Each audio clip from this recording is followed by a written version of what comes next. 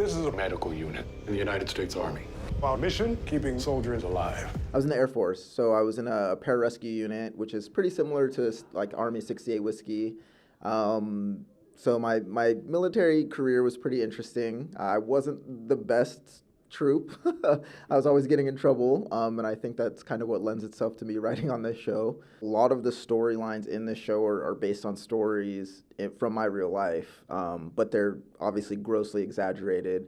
So we would just be in the room, and Roberto would ask me a question, and I would follow that up, and he'd like, let's just use that, and so we would get rid of entire stories, and then just use these stories that came from my real life. So like in the pilot, we have a character who's like smuggling rugs and like body bags or whatever, and that's like loosely based on my roommate in Iraq who used to buy rugs, from a bazaar, and he would ship them home. He'd buy them for a couple $100 and he'd ship them home and sell them for thousands of dollars, and that was like his side hustle. So, we took a lot of the stories from, things that I really saw or did.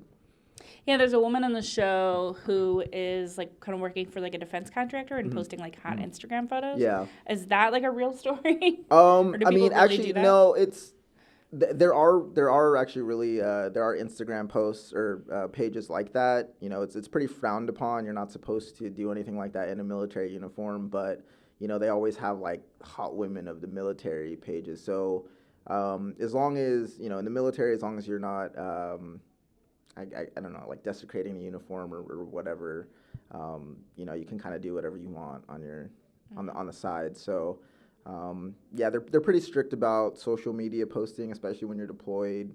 For example, I got in trouble and I don't know why I did this. I was a 19-year-old, but we had a suicide bomber attack our gate, and I took a picture of like the aftermath, and I posted it on MySpace because that's what a 19-year-old boy does, and I got in trouble for that.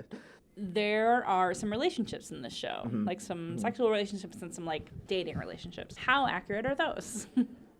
Well, I mean, when you get a lot of folks together, 22-year-olds, yeah, and you put them out in the middle of in the middle of nowhere, and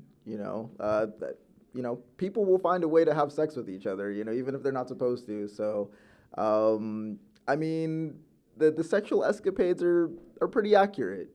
Folks are always getting in trouble for having sex. So. You think you can do whatever you want to while you're over here. The entitlement doctors and medics possess drives me crazy. It's crazy. The technology that they have now, when I was sent to Iraq, we kind of built this base up into a small city. So by the end of my year there, we had, Pizza Hut and Taco Bell, and we had a movie room and an arcade, and we had a fantastic dining facility. So this forward operating base in our show, 68 Whiskey, is somewhere along those lines. It's pretty remote, but they're trying to turn it into a smaller city to make it more comfortable for their troops. We film in Santa Clarita mostly, and then Chatsworth, California. So like really deserty areas of California. And it's supposed to take place in Afghanistan. And we call it Afghana Santa Clarita Stan because it looks pretty much like Afghanistan. A lot of the vehicles that we use in the show are former, military vehicles that have been bought by private companies that we rent out. Blackhawks that we use, there's only a couple Blackhawks for civilian use in the entire world, and we have one of them. In terms of like the uniforms and things like that, the military used to be pretty strict about like the use of uniforms in movies and TV. But a lot of our stuff is very accurate. Like, for example, the Afghani uniforms, those are illegal. Like, you're not supposed to have those. And we have real Afghani uniforms because we got a license to do that. But, they're afraid that, like, folks are going to buy those uniforms and then, go to Afghanistan and be terrorists or, sneak on bases and stuff like that. So they used to be pretty controlled, but I think our costume team did a pretty good job of, finding the real stuff. We have military consultants on set every day. So I'm on set most of the time. But we have like a real 68 Whiskey who, tells them like, this is how you would do this medical procedure. You're not holding your gun right, or, this and that. So I try to lend, my expertise, and, we've got Greg Bishop, who's a former lieutenant colonel, and we've got Matt King, who's a 68 Whiskey. So, we try to keep it pretty accurate. Obviously, we fudge some stuff, but it's TV, and the point is to entertain the folks, I think. There's like a community of military guys who are like super anal about like the accuracy of military portrayal on like TV and in films, and they're like the guys on Reddit that like take every frame and they're like, this is wrong, and look at that patch, and this is blah blah blah.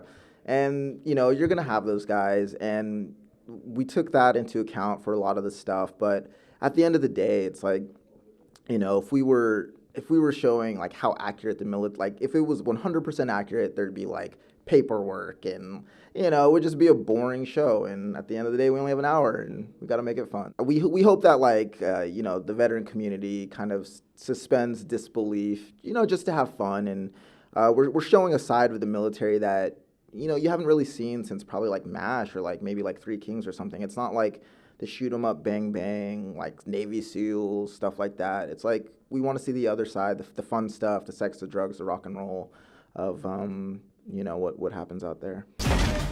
This place is like the Wild West.